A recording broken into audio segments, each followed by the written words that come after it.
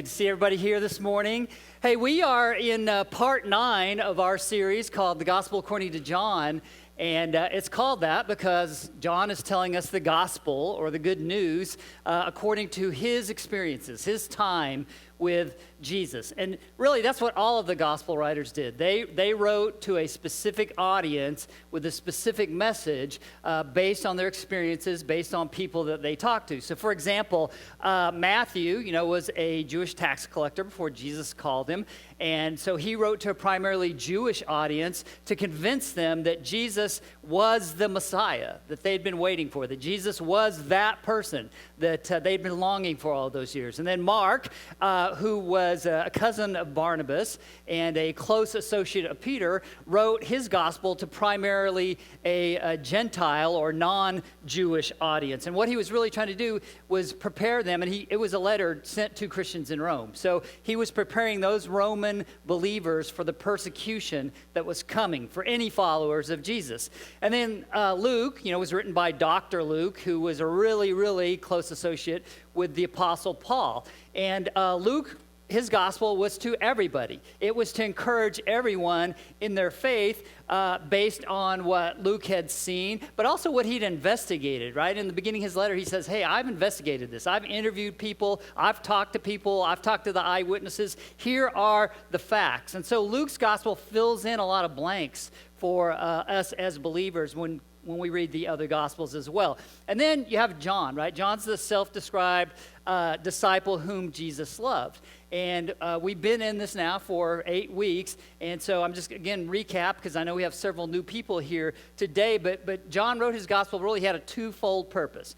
John specifically told us what his purpose was in John 20. He said, Jesus performed many other signs in the presence of his disciples, which are not recorded in this book. But these are written that you may believe that Jesus is the Messiah, the Son of God, and that by believing you may have life in his name. So John's purpose was twofold. For his Jewish readers, it was, hey, I want you to believe, I want you to understand that Jesus is the long-awaited Messiah. And then for his non-Jewish believers, he wanted, that's us, right? He wanted us to understand and believe that Jesus is the Son of God, that Jesus is the author of life, and that in him life can be found.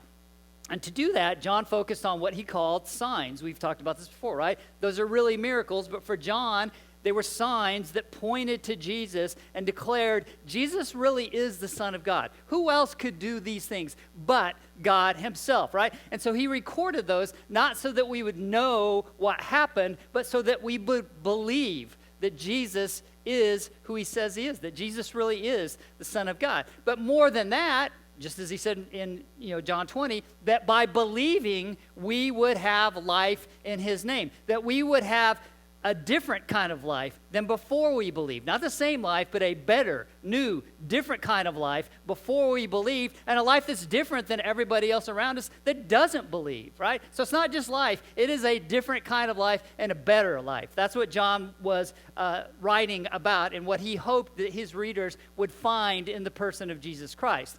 And so today, we're going to look at one of Jesus' miracles, and we really have a front row seat as we read today's text to see John's purpose in writing his gospel playing out. We get to see that really happen, that by believing, someone has a better and different life. So John chapter 9, verses 1 and 2.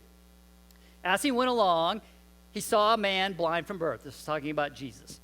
His disciples asked him, Rabbi, who sinned, this man or his parents, that he was born blind? Now, Jewish thinking at that day was that sin resulted in divine punishment, right? Because they had this specific agreement with God, and it was a two-party contract. If you do these things, then I will do these things. And there were positives to the I will do these things, right? And negatives as well. So that's why they believe that. The disciples, because they're Jewish and because they believe that, they question, hey, Jesus, why is this man blind? Because clearly someone has sinned, right? They saw it as an indication of divine displeasure but Jesus sees it as an opportunity for divine grace. And that's what we're going to see playing out here. Now, the disciples may have believed in something that's called prenatal sin, which is kind of a strange concept when you think about it. So their understanding was, okay, either A, this man sinned in the womb, which is why he was born blind, or his parents' sin while he was in the womb caused him to be born blind. But in any case, right, sin resulted in divine punishment in their way of thinking, right? They resulted in this man's blindness. So Jesus blows their mind when they say, hey, whose sin resulted in him being born blind? Jesus says, neither, which didn't jive with what they expected or what they thought or believed or had been taught. He says, neither. Neither this man nor his parents sinned, said Jesus, but this happened so that the works of God might be displayed in him. So that. So Jesus is teaching here, sometimes pain and suffering can have a purpose. It's hard to understand that. It's hard to see it. It's hard to believe it, right, when you're in the midst of pain and suffering. But sometimes pain and suffering can have a purpose. This man's blindness wasn't punishment, it was purpose. And the purpose was so that God's glory could be declared, right? The purpose being that sometimes God chooses to display his power and his mercy in the midst of our pain. You've probably seen that play out. I've seen it play out. About 2 weeks ago, I went to the hospital which was weird because, we haven't been able to visit anybody in hospitals for a long time. But I went to visit someone in the hospital. I'm not going to name his name, but he is someone who's been in the hospital a long time. And this man, I would say, probably was the most spirit-filled individual I've ever known. So me and another guy went to visit him. He has been sick. Multiple things. It was just bad news after bad news after bad news. He would be healed from one thing, and then something else bad would happen. And so me and the other guy were just dying to go visit him because it was close sometimes, like, hey, we might not get to see him. So we went to go visit him, and it was the most uplifting experience ever. I left there telling my friend, I was like, I hope that when I'm on death's doorstep, I can be like that I can be glorifying God, that I can be praising God for what's happened. Because this man, he must have said, woo, like 10 times in about a 5-minute conversation. We left his bed, walking down the hall of the hospital. Here's what we hear, woo, coming out of his room. That is the example. When I read this story, that's what I think of as that man, right? It was, why is he suffering? I don't know. But God is displaying his power and his glory in that man's predicament right now. And so it's just a perfect example. You probably have examples from your life as well. Jesus continues, as long as it is day, we must do the works of him who sent me. Night is coming when no one can work. While I'm in the world, I am the light of the world. And we saw last week, Jesus declared that, right? At the Feast of Tabernacles, he said, hey, I am the light of the world. If there's any light in the world, it's because I am in the world. Jesus, again, is reiterating to his followers, and John is reiterating to his readers, that Jesus is the light of the world. Any light in the world is because Jesus was in the world. The world was never any brighter than when Jesus walked on it. One day, we'll return to that, right? But the world's never been any brighter than when Jesus was walking on this earth, right? So he tells the disciples, hey, night's coming. There's a time coming when I'm not going to be here with you. While I'm here with you, while the light is in your presence, we got work to do. That's what disciples do, right? We're to be disciples. We're to make disciples. And it's really simple. I hear people all the time about, well, discipleship. Everyone's got a different definition. This is the definition. Disciples watch Jesus, they learn what he does, and then they do it, okay? So it's not enough that we learn by coming in here and learn about Jesus. That's great, but we need to watch what he does and join him in his work. That's what disciples do. Verses 6 and 7. After saying this, he spit on the ground, made some mud with the saliva, and put it on the man's eyes. Go, he told him, wash in the pool of Siloam. This word means sent. So the man went and washed and came home seeing. This sounds familiar. There's another story in Mark's gospel, where Jesus heals a blind man by spitting on the ground. Okay, so kind of sounds familiar. We're not going to get into the whole, okay, it's kind of gross, right? That he spit on the ground and made mud and then put it in the guy's eye. Probably best that the guy was blind and didn't really see what was happening there, right? But here's the thing we should take from this. Think about all the miracles, all the signs Jesus did. He did them in so many different ways. Sometimes he healed people by making mud. Sometimes he healed people by speaking a word. Sometimes he healed people by touching them. Sometimes he healed people because they touched him, right? It was always different. We don't understand why. But perhaps it was because God doesn't want people getting hung up on the method. Don't worship the method. Worship the man of Jesus, right? He is the healer. It's not the method. It's not the mud. It's not the spit. It's not the water. It's not the robe. It is the person of Jesus Christ. Maybe that's why he did it so many different ways. But Jesus makes this mud, he puts it on the man's eyes, and he says, now, go wash in the pool of Siloam. We don't know exactly where Jesus was when he healed this man, but the pool of Siloam was in the southern part of the city. It was downhill, okay? So, you want to talk about walking by faith and not by sight? That's what this man did. This blind man, Jesus just put mud on his eye to make matters worse, said, now go wash in that pool wherever it is in the city, right? So the man is truly walking by faith. It's twofold. One, he's blind, right? He can't see where the pool is, so maybe somebody's helping him. But two, he's trusting, okay, this man put mud on my eyes and said, go wash in the pool. I'm going to do it because I believe something good is going to happen if I do that. So walking by faith, not by sight. Verses 8 through 12. His neighbors and those who had formerly seen him began asking, isn't this the same man who used to sit and beg? Some claimed that he was. Others said, no, he only looks like him. But he himself insisted, I am the man. Then, how then were your eyes open, they asked. He replied, the man they called Jesus made some mud and put it on my eyes. He told me to go to Siloam and wash. So I went and I washed, and then I could see. Where is this man, they asked him. And he said, I just told you, I'm blind. I don't know where he went. He walked away. No, that's not what he said. He said, I don't know. But that's probably why he didn't know, right? Because he was still blind when Jesus did this. So who knows where Jesus went after this? What happens next, though, was in keeping with what the law required. So if you spend any time in the Old Testament, like in Leviticus and Deuteronomy, and all, you remember all the different kinds of diseases that are described. And generally speaking, if you were healed, you had to go present yourself to the priest so they could certify you, more or less, and say, okay, yep, you're healed. You're all good. You can go worship in the temple now. So this is what's about to play out here. They brought him to the Pharisees. They brought the man who'd been blind to the Pharisees. Now, the day on which Jesus had made the mud and opened the man's eyes was a Sabbath. Uh-oh, right? Jesus has done it again. He has gotten himself crossways with the religious leaders. When will he learn? Right? It's almost like he's doing it on purpose. I don't know, right? Jesus broke the Sabbath in two ways, though, here. One, he made mud, which for the thinking of the religious leaders, that was work. You made mud. Okay, that was work. Secondly, he healed the man. Now, there were provisions for healing on the Sabbath, okay, but it was a life or death situation. That was the only time it was permitted. Keep in mind, that's not the law that God gave Moses. God just said, don't work on the Sabbath, okay? The religious leaders came up with all these other rules to try and help people to keep from working on the Sabbath. But they started majoring in the minors, right? Hey, don't make mud. That's not work. Come on, man.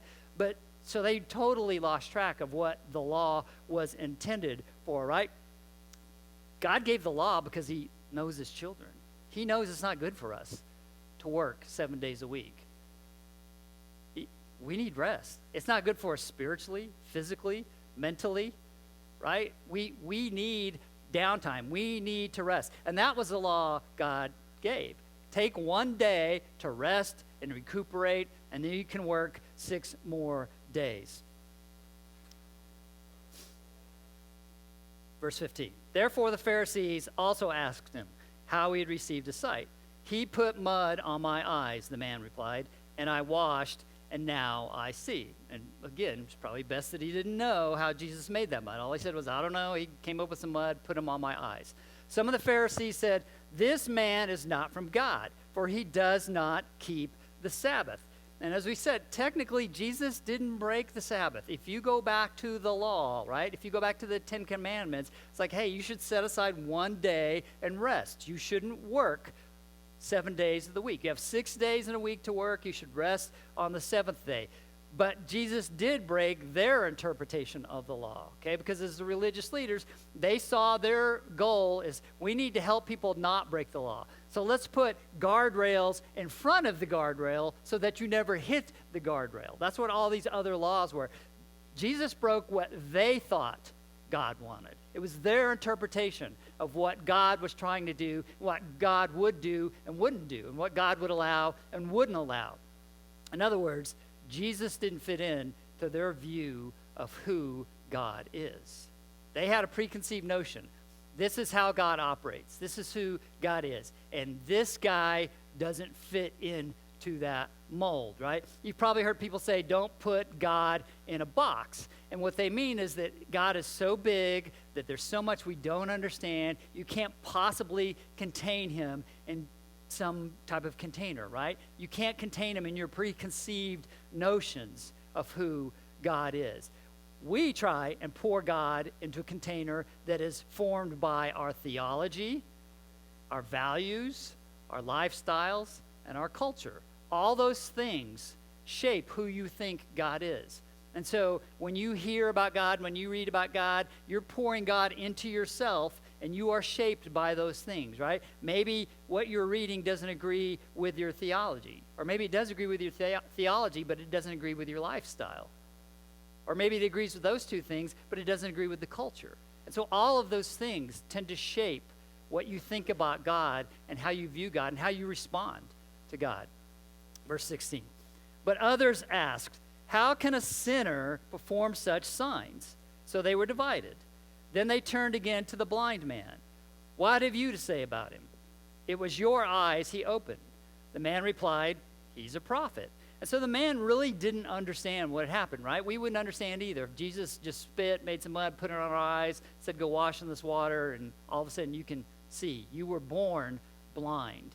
I mean, someone who's born blind has been blind a long time. So you can imagine when he opened his eyes for the first time what that was like. All the things that are going through his head. It's like, I don't know.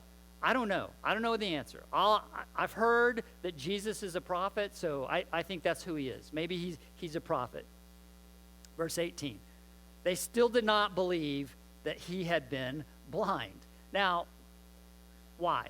Why wouldn't they believe that this man had been born blind? It's not because of what Jesus did. It's because of how Jesus did it, right? He healed the man on the Sabbath. If he was from God, he wouldn't have broken the Sabbath. He wouldn't have done that because he knows you could have waited another day, right? The man was born blind. One more day wasn't going to hurt.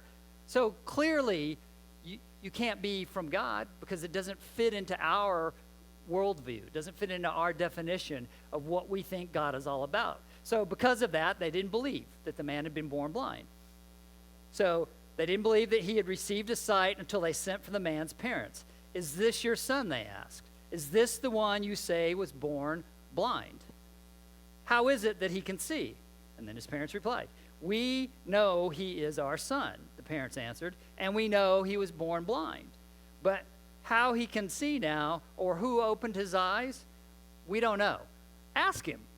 He is of age. He will speak for himself." Now, when they said he is of age, it doesn't really help us too much in terms of deciding how old is this man. Here's what we do know. When they said he is of age, that meant he was older than 13. Okay? So he was older than 13. What they're really saying, though, is he's a grown man, right? He can speak for himself. He doesn't need mom and dad to pipe in on this matter. Verse 22. His parents said this because they were afraid of the Jewish leaders who had already decided that anyone who acknowledged that Jesus was the Messiah would be put out of the synagogue. They had already decided, meaning they had preconceived notions of who God is and what God would do and what God wouldn't do, right? What he approves of and what he disapproves of. And that's where some of us are, even today, 2,000 years later, right? We've already decided what will and will not fit into our view of God. The religious leaders were looking for someone. That's why they keep talking to the man, and then they pull his parents in. They've talked to his friends who brought the man to them originally. And they're trying to find someone who will give them the answer they're looking for, okay? If you're parents of kids, you know this drill, right? Your kids will ask you, oh, you didn't give me the answer I wanted? Okay, next parent, I'll ask you, right? Until they get the answer they want. And that's really what's happening here in reverse. The Pharisees are saying, we're going to keep talking to people until someone says, yeah, this man is not from God. He's a sinner. Clearly he is, because he doesn't operate the way we think he should operate as a man of God. We're all guilty of this, though, okay? It's called confirmation bias. Confirmation bias, right? It's the tendency to interpret information or evidence as confirmation of your existing beliefs. Okay, I'll give you a really simple example. Think about social media. How many of you post things that are contrary to what you really believe, but then you add the caption, hey, this doesn't really line up with what I believe or I think, but I'm open to this, so I'm going to share it with you, right? The answer is never. You never do that, right? You post stuff that agrees on 100% with your view, okay? And the stuff that doesn't agree, okay, I'm just going to ignore that part over there, right? But you post things that confirm the way you think. It's confirmation bias. Everyone does it.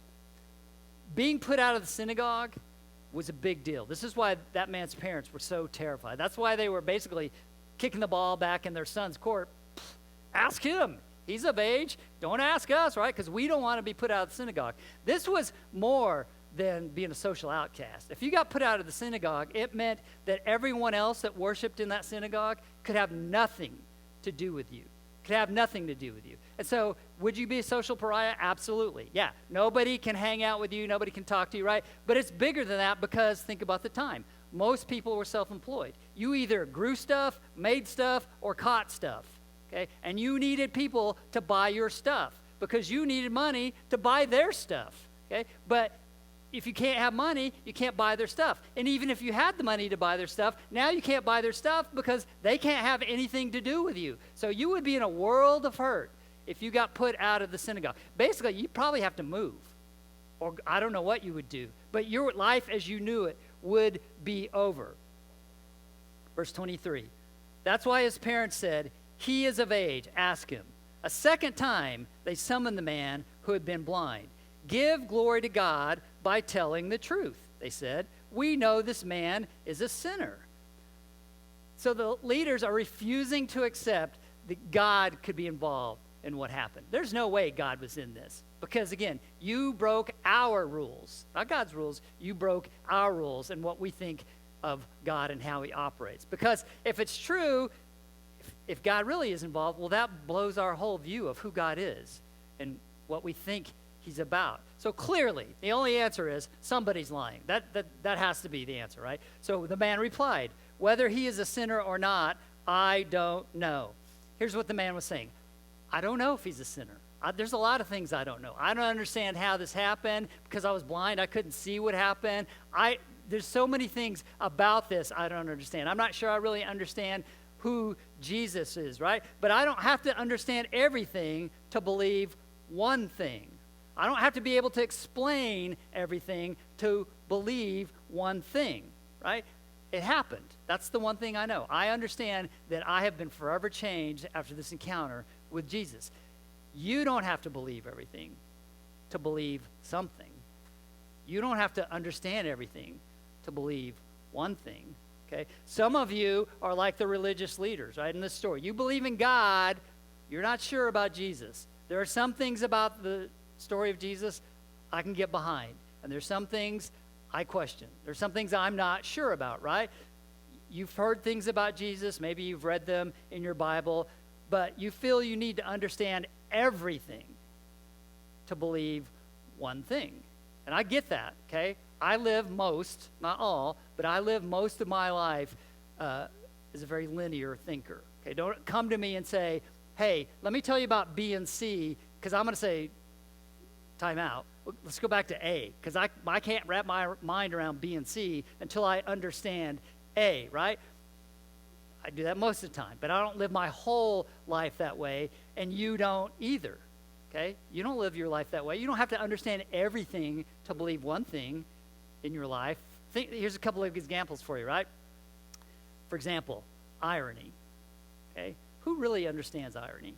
Okay, it's not what Alanis Morissette said, right? It's not rain on your wedding day. That's just a coincidence. That's not irony. Okay, that whole song would mess you up if you're trying to understand irony by that. It's just a coincidence. Here's something more serious. Think about gravity. Okay, we all experience gravity. We're thankful for gravity. We understand how it works, but we don't know why it works. Okay, scientists think that there's this particle called graviton that controls gravity. Okay, but we really don't know because they've never found a graviton particle. They just think that it exists. Okay, and so here's what's crazy. They've named it. They think they know what it does. Right? They can't prove that it exists, but we believe in gravity. Isn't that ironic? Don't you think? Okay. All right. The blind man tells the religious leaders, I don't know the answer to your questions, but one thing I do know, I was blind, but now I see. Then they asked him, what did he do to you? How did he open your eyes? They still don't believe. They still can't get past their preconceived notions of who God is and what he's all about, right? It's that confirmation bias. They're trying to answer questions that fit into their understanding of who God is. The man answered, I've told you already, and you did not listen. Why do you want to hear it again? Do you want to become his disciples too? Then they hurled insults at him and said, you are this fellow's disciple. We're disciples of Moses. We know that God spoke to Moses, but as for this fellow, we don't even know where he comes from, which is a lie, right? Because one of their arguments against Jesus was, well, he's from Galilee. Nothing good ever came from Galilee. No prophet comes from Galilee. So they really did know. But again, their confirmation bias, their view was so blinding them that they could not see what was right in front of them. Verse 30. The man answered, now that is remarkable. You don't know where he comes from, yet he opened my eyes.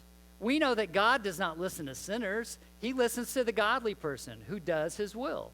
Nobody has ever heard of opening the eyes of a man born blind. If this man were not from God, he could do nothing. The man saying, isn't it obvious where he's from? Think about it. You know any other people who were born blind that have gotten their sight? Only God could give me my sight. It's very clear. It's very obvious where this man is from, right?